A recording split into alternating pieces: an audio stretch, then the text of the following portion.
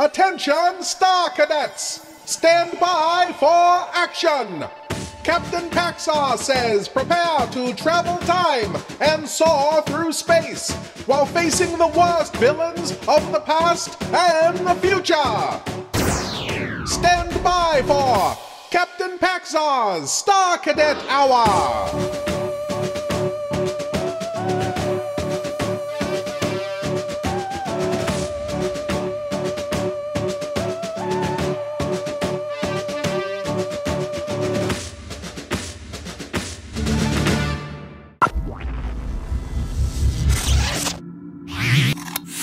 Greetings, Star Cadets! I, Captain Paxar, am speaking to you from the secret headquarters of the Interdimensional Peace Force. Today's mission is as follows. Scott McCloud, aka Space Angel, and his brave crew face unknown dangers as they test a new form of space propulsion engine. Stand by for action as Space Angel attempts to break the light barrier.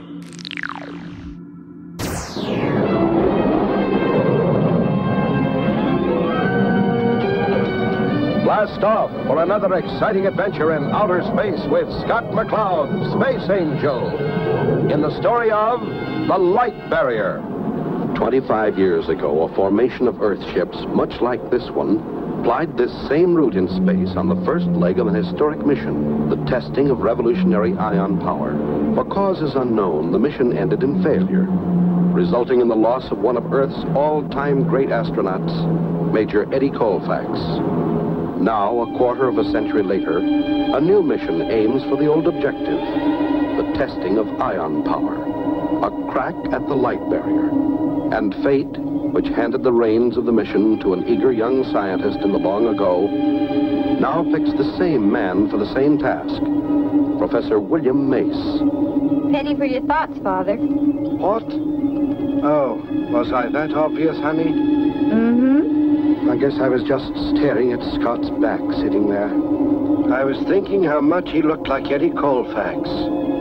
25 years ago. Oh, it's a crazy feeling, as if it were happening all over again, just as before. Oh, why do you torture yourself with the memory? Well, that memory has served to remind me of my half of the bargain with Eddie. He died keeping his end of the deal. And if I have to work another 25 years to make that blooming ion engine work, I'll do it. You won't have to, Father. It'll work. I know it will. Right as rain, Professor. You'll break the light barrier with it. It'll revolutionize space travel. You'll be famous. Why, you... Sure. Do you think I give a hang for any of that? All I want is for the darn thing to work. Then maybe I'll know there's a reason for Eddie's going. Skipper, atmosphere coming up fast. Right, Taurus. Strap in, gang. Starduster to Jupiter Control. Coming in with 3 chicks on Earth-Jupiter space lane. Please advise landing procedure. Roger, Starduster. Activate automatic landing code 57 in 10 space units. Jupiter out. Wilco, Jupiter. Hello, chicks. This is Mother Hen. Ready switchover to landing code 57. Jupiter orbital approach guidance control. Ready switchover. 3, 2, 1. Now.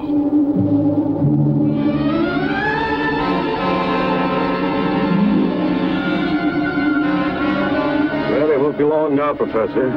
Then your work really begins. Convincing the Space Council your engine is ready for test. You believe it's ready, don't you, lad? And if you're up to the test, that's what matters most. We're up to it, Professor. We sure are. We've learned a lot since Eddie Colfax made his test. We're with you, Father, all the way. Stand by to rotate.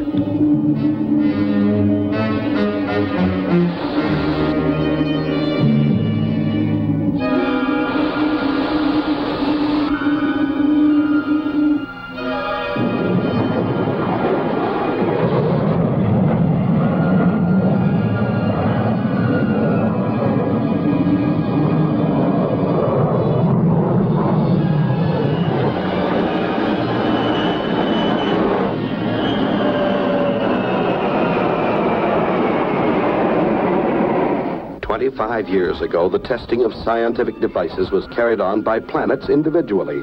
But certain devices were utilized by some for purposes of war and destruction. And so the major planets of the solar system formed a body called the Universal Space Council, which now controls all scientific devices of a potentially destructive nature. I like this traveling sidewalk. Guess they know spacemen don't like walking. Walking's not so easy on Jupiter. It has a heavy gravity. You worried, Father? Yes, I am. The Space Council may not approve these tests. We'll soon know. The council meets in half an hour. Universal Space Council headquarters are located on Jupiter. Here, the council meets in never-ending session. And here it is that Professor Mace must appeal for permission to test his ion engine. It is with great pleasure that the chair now recognizes the distinguished scientist and delegate from Earth, Professor William Mace.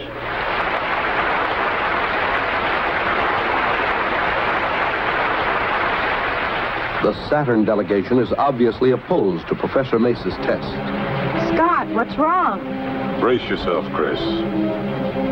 For hours, Professor Mace lectures the council on the merit of his revolutionary ion engine. Each molecule of propellant is electrically charged, ionized. This is done by passing the propellant over heated metal grids.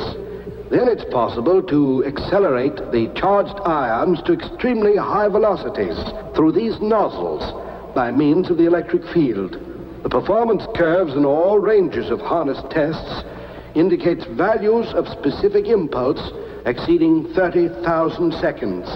Mr. Chairman. The chair recognizes the delegate from Saturn. Mr. Chairman, I move that the council reject Professor Mace's request for permission to conduct ion propulsion tests. For reason that the projected tests lack certain safety precautions, and if successful, could result in a potentially destructive device. I second the motion. Scott, this will kill Father. It isn't fair. The motion has been made and seconded. Mr. Chairman, I am Professor Mace's daughter, sir. On Earth, we have a game called baseball. That ball in the hands of a bad pitcher is also a potentially destructive device. My father worked hard on his engine for 25 years, and I'd hate like the dickens to think it wasn't safe because I'm one of the test crew.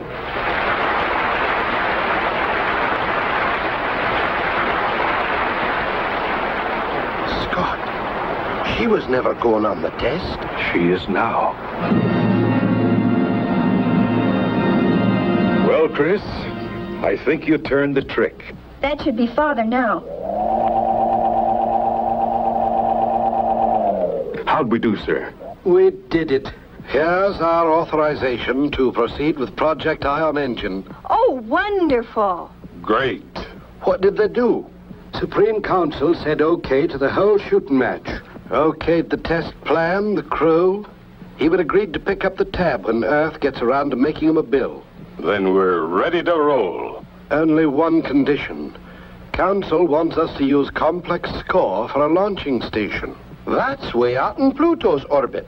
Guess they don't want us near any of the inhabited planets. Just in case anything goes wrong. I'm so happy for you, Father. We've got our chance, and we must not fail. Don't worry, Father. This time it will work. It has to, Chris. It has to. Prepare our ships for blastoff. Clear the area for blastoff. Ready, 1 and 2.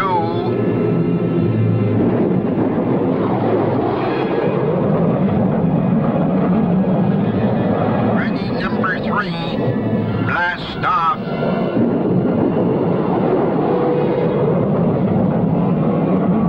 Ready, number 5, blast off.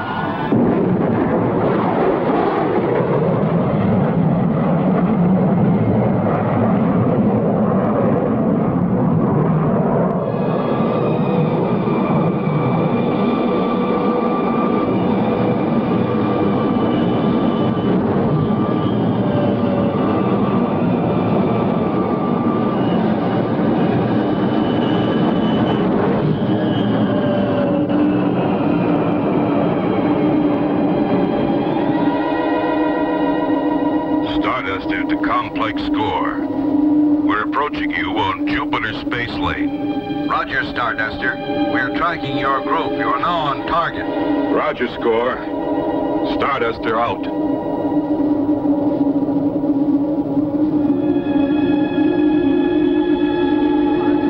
That's the group that's going to break the light barrier. What happens when you reach the speed of light? You become light, I guess. Then what? Nobody knows yet. Eddie Colfax never came back. Taurus, do you have a visual on the complex yet? Aye, Skipper. She's coming up fast. Range is 1,200 astroleagues, Scott. Switch on the forward view scope.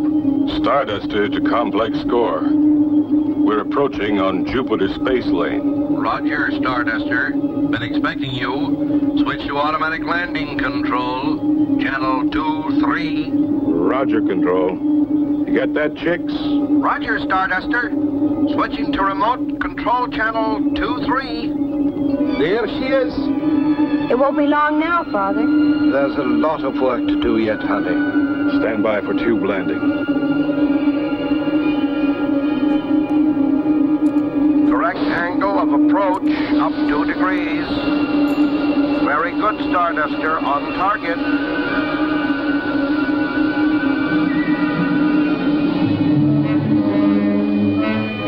We've landed your freighters in tubes 3, 4, and 5. Tube 1 is set up for assembly. It's an honor to be of service to you, sir. My crew, as well as myself, is at your disposal. Thank you, Commander.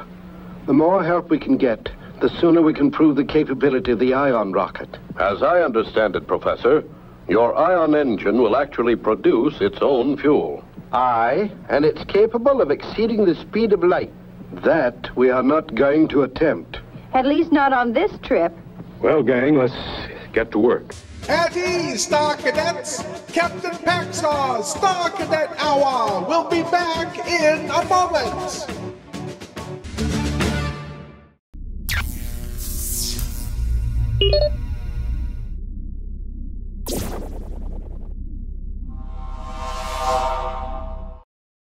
Stand by for action, Star Cadets! We now return to Captain Paxar's Star Cadet Hour!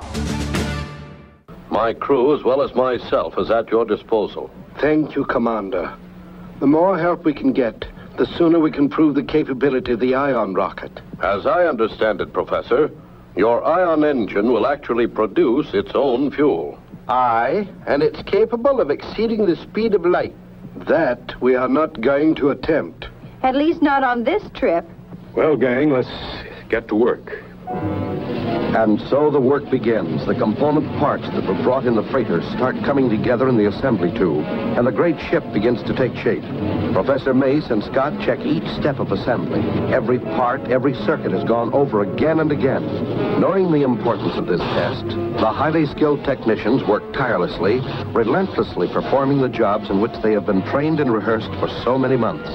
Hour after hour, Scott, Taurus, and Crystal study the control systems and procedures. Environment systems are checked and rechecked. Finally, the great ion engine is installed, and the ship is complete, ready for its journey into unknown outer space at speeds never before attained by men or machines. I've said it 1,000 times, Scott, but I'll say it once more. Do not exceed the speed of light. We're not ready yet. We don't know what will happen beyond. We'll remember, Professor. Funny. I remember telling that to Eddie Colfax 25 years ago. Don't worry, sir. We'll follow your instructions to the letter. Yes, Father. And this test will be successful. I just know it will. Aye, and we all want to be here for the celebration. Chris, honey, bless you. Father. All aboard, crew. Clear the tube for blast off. All set here.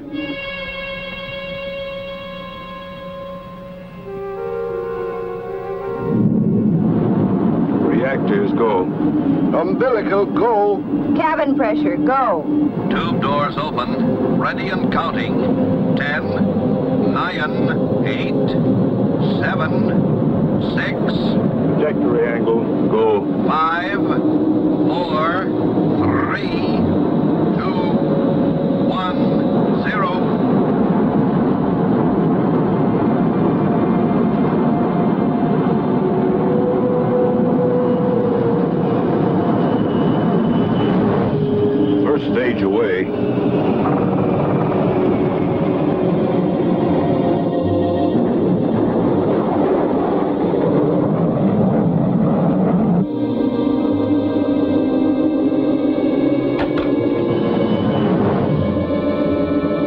Fasten the ion shielding. A perfect launch. Good luck, kids. Heaven bless you. Extending ion engine.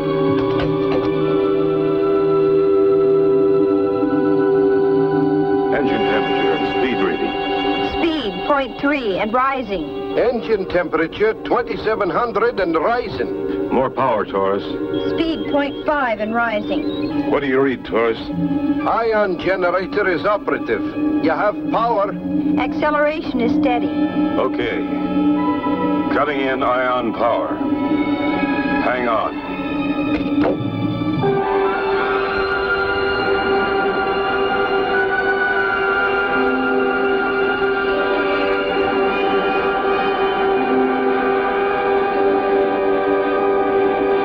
So far, so good. Speed, 0.4. Scott, that's 81,000 miles per second. Let's try a little more. Watch the road ahead, Taurus.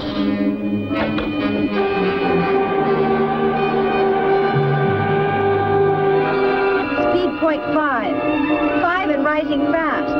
Scott, what happens if we have to turn? At this speed, we can't turn. Meteorite collision course. What the? What happened? We hit it. I swear we hit it. We didn't just hit it. We vaporized it. Check instruments for any sign of damage. All go here. Same here. No damage to the outer hull. It didn't touch us. Our leading force wave powdered it. Just the same, I wish you'd watch where you're going. If it'd been much bigger, it would have powdered us. I saw it coming about 20,000 miles off. That would give you about a half a second to get out of the way. You're just getting slow. Advancing to 3/4 power.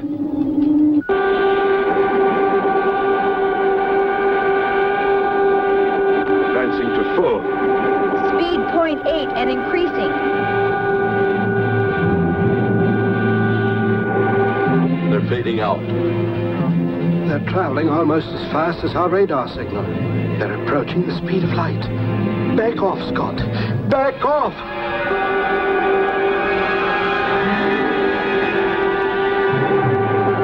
.9 and rising. Scott, back off. We're reaching the speed of light. Roger. Power off. Our momentum is carrying us.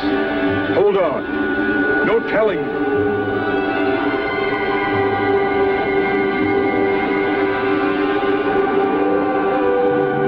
Everything's fuzzy. What's happening to us? Retro rockets.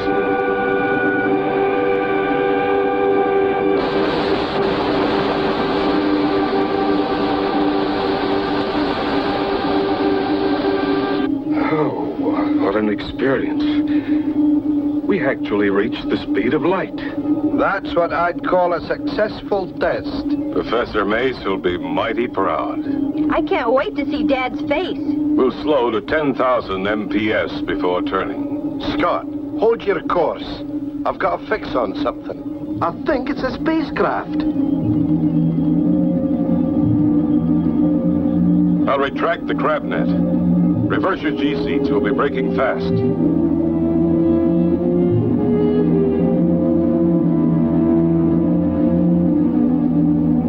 Net in. Okay, firing braking rockets.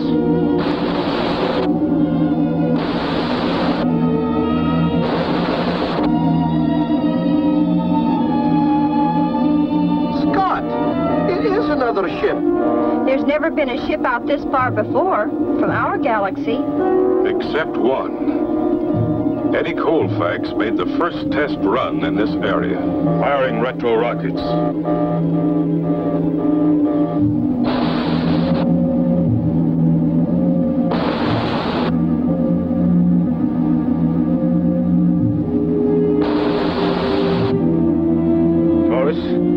What's the distance of that other craft now? About 5,000 astroleagues, Skipper, on a parallel course. Its speed is about 10,000 MPS, Scott. We'll set the guidance control to match his speed. Easy does it. Coming up fast on port side. The design looks familiar, Skipper.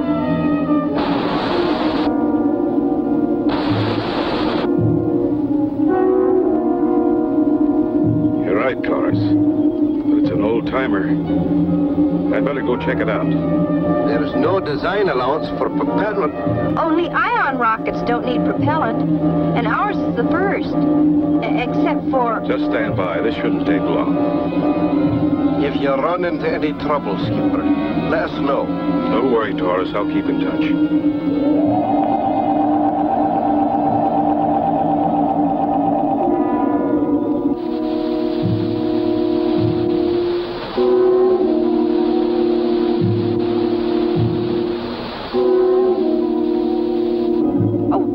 Do you suppose there's anyone inside? I don't know, lass, but we'll soon find out. Oh, no, it can't be. The pilot is seated at the controls.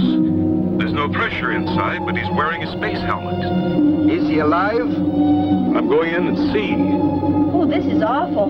He must have been out there a long time. Emergency door open. I'm going in now. Is he? He's alive. I'm bringing him out.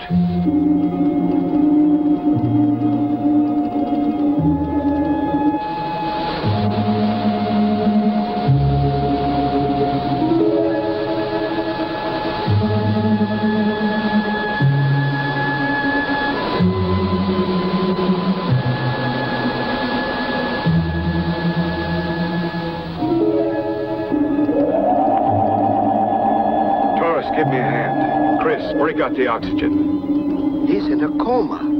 Eddie Colfax? It just isn't possible. Possible or not, here he is, alive, and the same age as when he launched 25 years ago. He and Dad were about the same age then, about 30. But how, Scott? How? I guess the coma, like hibernation. But don't ask me to explain Einstein's theory of time and relativity. I guess your dad's first ion engine was good, too. Colfax must have approached the speed of light to reach this space void. He's coming around. Oh, this must be the place. You're an angel. What happened? You'd never believe it. That's right. Eddie Colfax. Meet Crystal Mace, the professor's daughter. She wasn't around when you made your flight. Well, what do you mean? Crystal will have plenty of time to fill you in on the way home. Let's get this baby turned around, Taurus.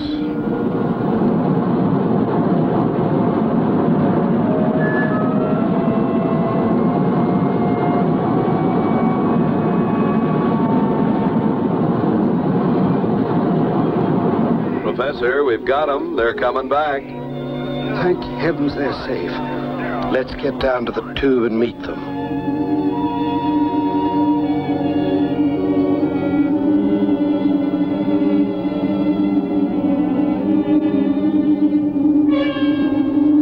I hope they're all right. Scott, Chris, bless you. The engine worked. Both of them worked, Professor. Ours and Eddie's. Hi, Bill. Eddie Colfax. I can't believe it. Takes a bit of getting used to. This test has proved more than the capability of your ion engine, Professor. Eddie's 25 years in space will prove a lot of theories on time and relativity. Well, come on, everybody. We've got some celebrating to do. Don't miss the next exciting adventure with Taurus, Crystal, and Scott McCloud. Space Angel.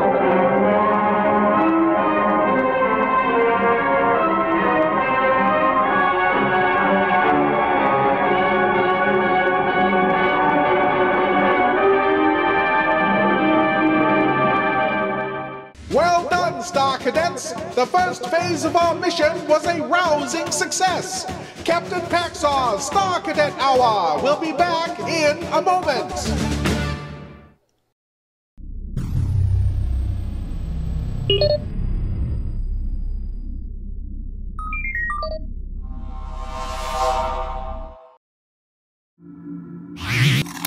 Welcome back, Star Cadets. I, Captain Paxar, will now brief you on the second phase of our mission. Tom Corbett, Space Cadet, and the crew of the Polaris must rescue their comrades from a fiery death aboard an experimental scout ship. Stand by for action as Tom Corbett, Space Cadet, must catch the runaway rocket. Red Goose Shoes for active boys and girls. And John C. Roberts Shoes for bigger boys and men. Present Tom Corbett, Space Cadet. Starring Frankie Thomas. Space Academy, USA, in the year 2354 AD. The world beyond tomorrow, where space cadets defend the liberties of the planets and safeguard the cause of universal peace in the age of the conquest of space. Where today, Tom Corbett and his unit mates risk their lives in a desperate attempt to rescue the crew of the runaway rocket.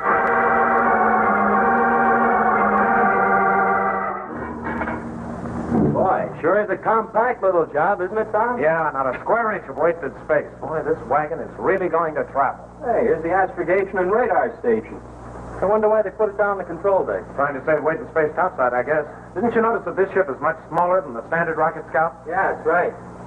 Boy, I can't wait to blast off and put this baby through a first speed trial. Getting a little ahead of yourself, aren't you? Commander Arkwright hasn't even picked the crew yet. You know, you can't be sure we'll get the assignment. Can I? Listen, I got inside information. Oh, hello, Eric. Hiya, Tom. Roger, I didn't know you fellas were aboard this ship. Just having a look around. What are you doing here? Same thing. She's a beautiful ship, isn't she? Sure is. I can hardly wait for the speed trial tomorrow. Why, you don't think you're going to be aboard, do you? Well, I don't know. Now, why don't we got this operation all sewed up tight? How do you figure that? Well, it's easy.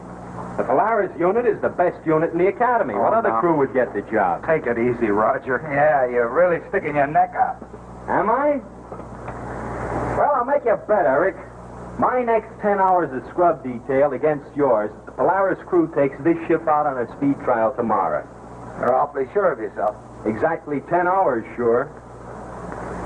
Okay, Roger, you're on. It's a bet. Take good care of that hand, Eric. You're going to need it. Thanks. But until the orders are posted, you don't mind if I go on looking around your ship, do you? Oh, no. Be my guest. See you later. So long, Tom. So long, Eric. Roger, you don't usually make bets like that unless you're pretty sure of yourself. So? So exactly how much do you know about the flight orders for this ship? Well, I happened to talk to the OD this morning, and he just mentioned that we were being detached from regular duty and placed on special assignment tomorrow. And what about it? Well, the only special assignment tomorrow is the speed trial of this ship. Catch? Oh, I catch, all right. You tricked Eric. No, I didn't. I took one fact, added it to another. And came up with minus 10 hours of scrub duty. You ought to be shot. Junior, even that would be better than scrub duty. Call the schedule for 5 a.m., Commander. Our course will take us to Mars. We'll circle the planet once, and then we'll return to Earth. Fine. You don't expect the escort vessel to be able to keep up with the Rocket Scout, do you, Strong? Oh, no, of course not, Commander, but they can escort us perhaps a quarter of the way and then meet us on the return flight. Fine. Now, how about the crews? Well, I've cleared Cadets Corbett, Astro, Manning, and Radisson for duty, sir. Of course, I haven't posted the order yet in case you might prefer someone else. Well, who'll be our power deck officer on the Scout? Cadet Radisson, sir. And the other 3 boys can follow with the escort vessel. That's the Polaris. I see. I think that should be quite satisfactory. You can post the order. Yes, sir. And I'm sure that all 4 of the boys will be proud and happy to take part in this operation.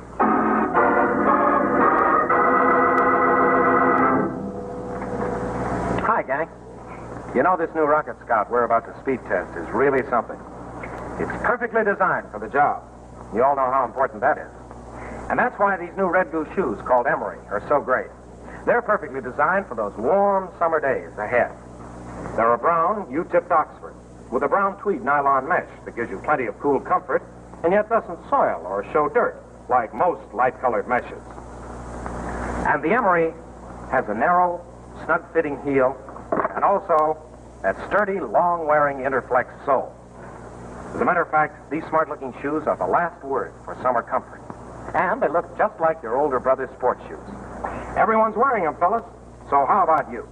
Why don't you ask Mom and Dad to get you the Emery today? They're also available in brown with eggshell nylon mesh. Oh, and don't forget your Space Cadet identification bracelet. Absolutely free with every pair of Red Goose for John C. Roberts shoes. All right, gang, stand by for the speed trial.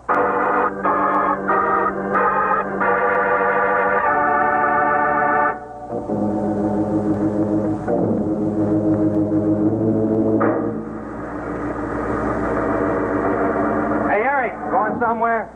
Oh, Roger, what are you doing out here? Waiting for you, you crummy double-crosser. What are you talking about? You know, blasted well what I'm talking about. You conned me into that bet. I conned you. Yeah, you knew you were assigned to the scout. That's why you made the bet. Look, Hotshot, I didn't know any more than you did. Tom told me what the OD said. You just outsmarted yourself, that's all. Don't make me laugh. I'm not doing any scrub duty for you. Okay. If you want to welch out of it. Wait a minute. Who you calling a Welcher? Well, there's nobody here but me and you. You figure it out. All right. Well, what's going on here? Nothing. We were, just talking, sir. Oh, I see. And do you usually do your talking with your fists, Manning? Or were you just showing him that you had clean fingernails? Well, no, sir. Well, you see, I've seen enough. And we're supposed to blast off in 5 minutes, and you should be on the Polaris right now. Yes, sir. Well, Radisson?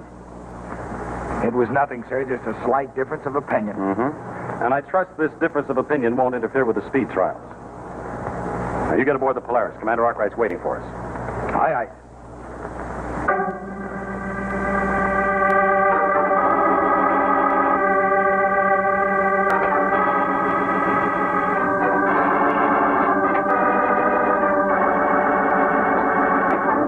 Control deck to power deck. Check in. Power deck, aye. Ready to raise ship, Astro? All set, Tom. Hey, Roger just came through here on his way topside.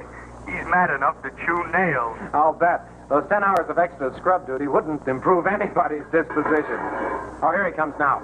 I'll talk to you later. Aren't you forgetting something, Roger? What? Your mom and Bucket. What? Very funny. Not nearly as funny as you, thinking you had such a cinch bet. Plug your jets, will you?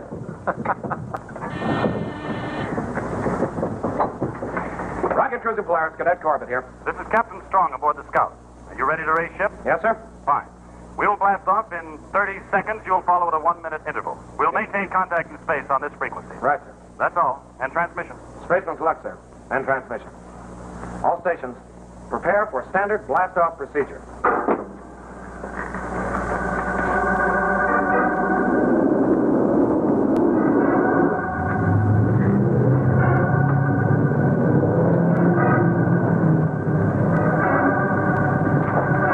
All stations, stand by. There goes the Scout.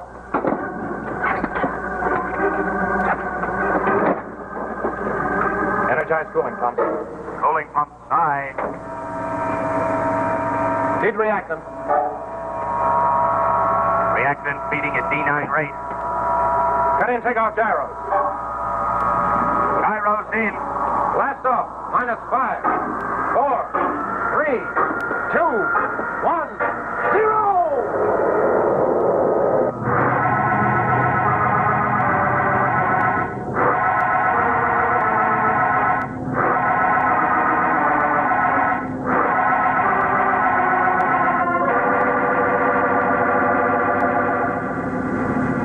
Just cleared atmosphere, Strong, holding a parallel course.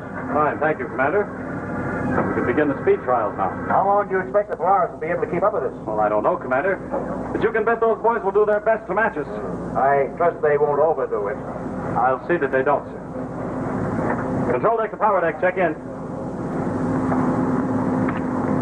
Power deck, aye. Ready to begin the speed trials, Radisson. You can set it for 3/4 space speed. 3/4 speed, aye. On speed, sir. That's fine. Now we'll hold this speed for the first leg of the course. Then on the return trip from Mars, we'll open full throttle. Aye, aye. And, sir, Yes? I'd appreciate it if you'd let me know when we start pulling away from the Polaris. Hey, Tom, check in. Go ahead, Roger. What do you think the Polaris is, an old garbage scow? Come on, get the lead out of her tubes. Let's blast. Now, wait a minute, Roger.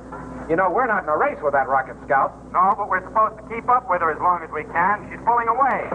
Sorry, pal. There's nothing we can do about it. We're on full space speed now. Just stand in your viewport and wave goodbye, Roger. Go blow your jets, both of you. Boy, is he frying. I know, and I can't figure out which is making him madder. The fact that Eric's on that ship, or that he's got 10 hours of extra scrub duty ahead of him. Either one is enough for him. Well, what do we do now? Cut down speed, take a holding orbit in this area until we hear from Captain Strong on the way back. Hey, that scout is almost out of sight. She's really traveling. Yeah. The rate she's going, she'll hit Mars in no time flat.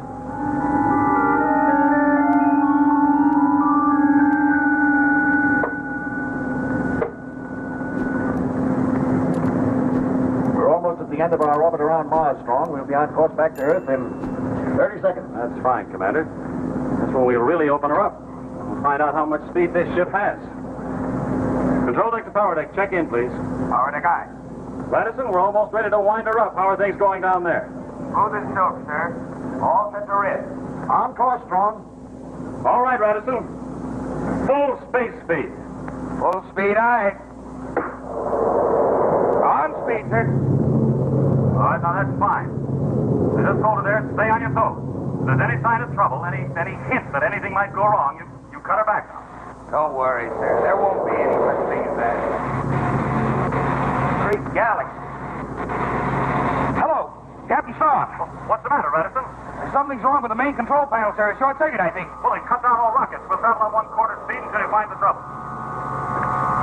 But, sir, I've tried and nothing happens. As a matter of fact, I think we're going even faster. Well, then shut off all power completely and we'll drift. Aye, sir. Stand by. What do you suppose happened down there, Strong? I don't know, Commander. Seems like just a simple short in the electrical system, but could be anything. Strong, we're accelerating. At ease, Star Cadets! Captain Paxar's Star Cadet Hour will be back in a moment!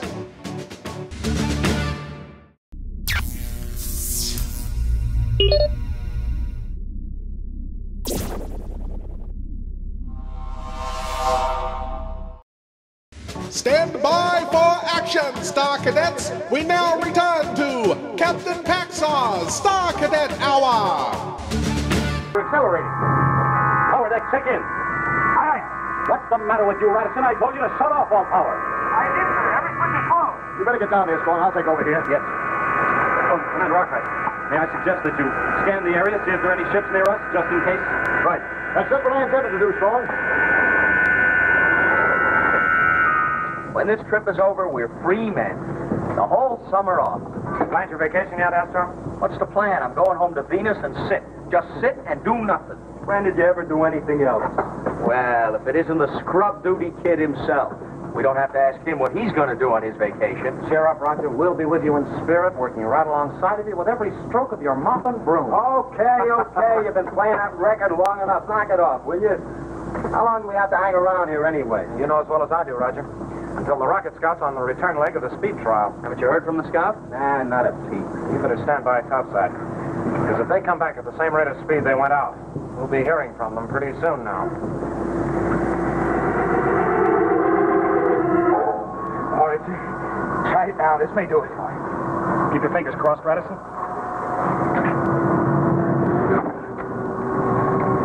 No use, sir. We're accelerating more and more. Gotta slow down, Radisson. We'll be nailed to the deck. I know, sir. I can hardly stay on my feet. All right, come on. Come on, let's tackle it again. Sir, there's another way. Well? Disconnect the whole electrical circuit. Just rip it out. Well, we'll be completely helpless, Radisson. I realize that, sir, but at the rate we're accelerating, we're almost helpless now. In a few minutes, we won't be able to do anything. Not even move, not even get out of the ship. All right. All right, come on, let's go. Wait a minute. Wait a minute. Our whole communication system will be out. I better send a distress alert first.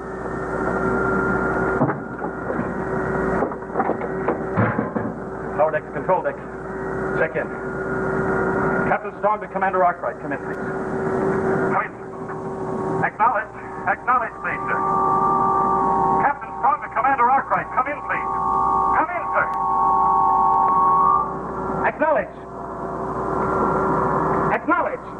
Commander Arkwright. Something's wrong with him, Radisson. I better get up there. But, sir, the electrical circuit, they can't wait much longer. All right, rip it out. We just better hope and pray that somebody has sense enough to figure out that we're in trouble.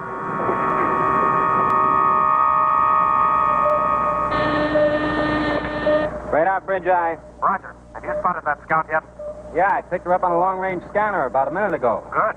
Well, I don't know how good it is. She's way off course. Off course? Yeah, burning up space like crazy, but heading in the wrong direction. She's holding course on 243 instead of 275. That's funny. Oh, did we get a change of flight plan? Not that I know of. Look, you better check with Captain Strong. Find out if we're still supposed to meet him and where. Right, I'll let you know. Rocket Cruiser Polaris to Rocket Scout 7J4. Come in, 7J4. Come in. Rocket Cruiser Polaris.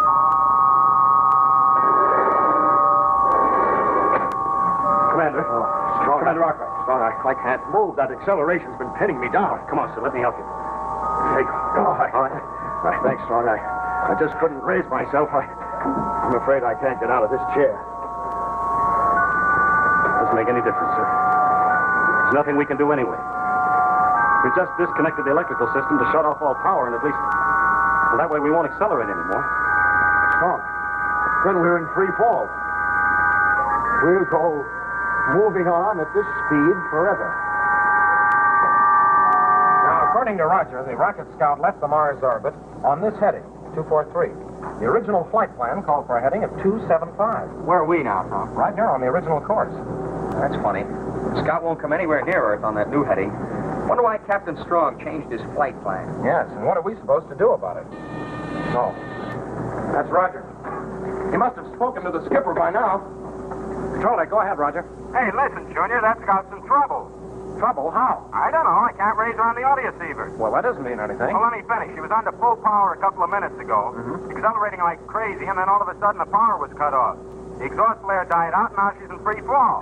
Well, is she still on the same course? Yeah, 243.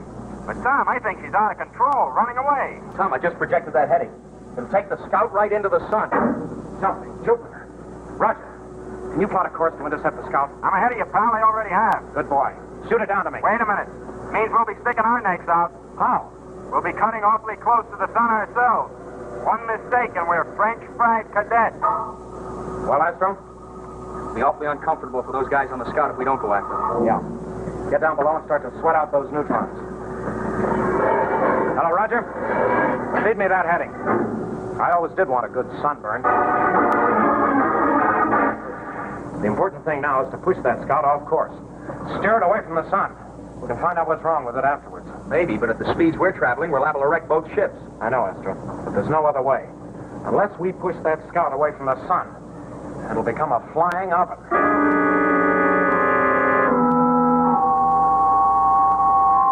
Any sign of the Polaris, Strong? Afraid not, Commander. We're so far off course anyway, it's going to take them some time to find us. Aye. It's the one commodity we don't have. I've been in space a lot longer than you have, Strong. I know what it means when it gets this hot. How far away are we? We're far enough away so we still have a chance. It all depends on the cadets now.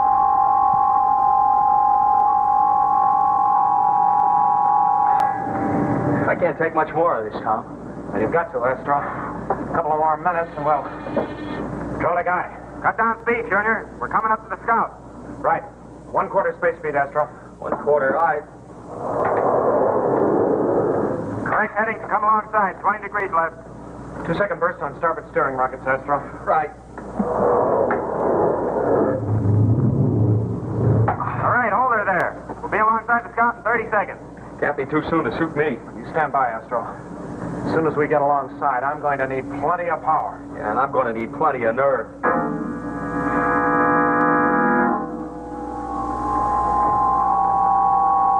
No use, Commander. It's no use. We're too close to the sun. Those cadets could never get in here with it. Captain, please. Well, what happened, Strong? Did we hit something? I don't know, Commander. Captain Strong! Captain Strong! Well, what happened, right? The Polaris is alongside, sir. The Polaris? Where? On the port side, sir. I saw it through the power deck viewport. We still have a chance. Not much, I'm afraid, Strong. Those cadets can't turn this ship at right angles. And they've simply put their necks in a noose. You all set, Astro? All set, Tom. Hey, what's holding up the work? Damp your tubes, Roger, and leave us alone. Now just watch your scanner and tell us when we made enough of a turn. Okay, go ahead. All right, Astro, port steering rockets. 1/4, sustained burst. Port 1/4, aye. No, it's not enough. Increase to 1/2. Tom, we're bouncing against that scout. We're going to rip a hole in our plate. So what? Give me 3/4. I think we're doing it, Tom. We're turning. Come on, baby. Come on. All right. Sustained power, Astro. Keep pouring it on. I hate to think of what's happening to those tubes with this load. Buy you a whole set of new ones. Okay, down there. That's enough. We turned her. We're in the clear. All right, Astro. Cut off all power. Oh. Well, boy, we did it. I don't know how, but we did it. Yeah, you know something, Tom? I've changed my mind about my vacation. What do you mean? Well, if you think I can stand the Venusian jungle heat after this, you're space happy. I'm heading for the Martian ice cap.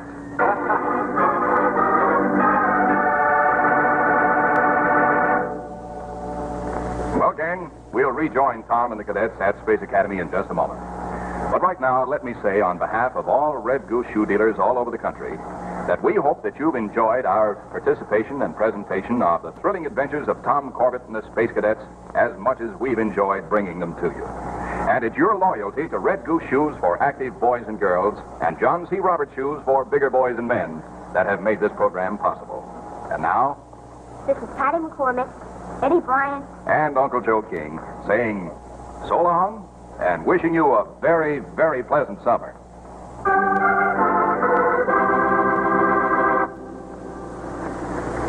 Well, Strong, the Polaris crew certainly ended its school term in a blaze of glory. If it hadn't been for those boys, the Rocket Scout would have been destroyed. Not to mention us, sir. Well, boys, ordinarily this would call for a few days' liberty. But since you're going on your summer vacation, I think that's a rather empty gesture. Maybe you could give us credit for next term, sir. I'll consider that, Astro. Are you boys just about ready to leave? All we have to do is pack, sir, then we're on our way. Where's Manning? Manning, he'll be a little late, sir. He's catching up on his homework, sir. Nah, go blow your jets. Well, goodbye, boys. Have a good summer. Thank you, sir. Same to you. And that goes for all you space cadets, too. We've had a swell time being with you. We hope you enjoyed being out in space with us as much as we enjoyed having you aboard. And thanks for all your letters. Just because we're going on summer vacation, don't stop writing. That's one sure way to keep us blasting on all rockets. So until next fall, when we hope to blast off with you again, spaceman's luck to you all.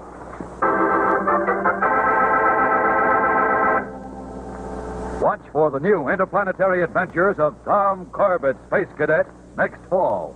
Check your local newspaper for time and station.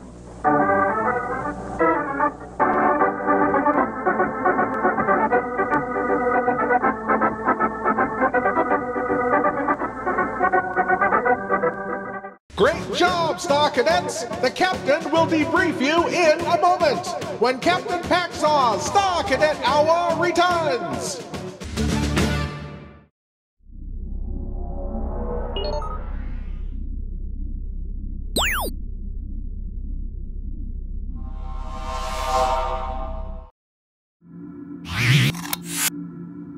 Mission accomplished, Star Cadets. You've all served with valor and honor. Space Angel, Tom Corbett, Space Cadet, and I, Captain Paxar of the Interdimensional Peace Force, salute you. You may now stand down until we meet again at the appointed time coordinates, when we will again undertake a daring mission through time, space, and alternate dimensions. Until then, Star Cadets, always remember, keep the peace.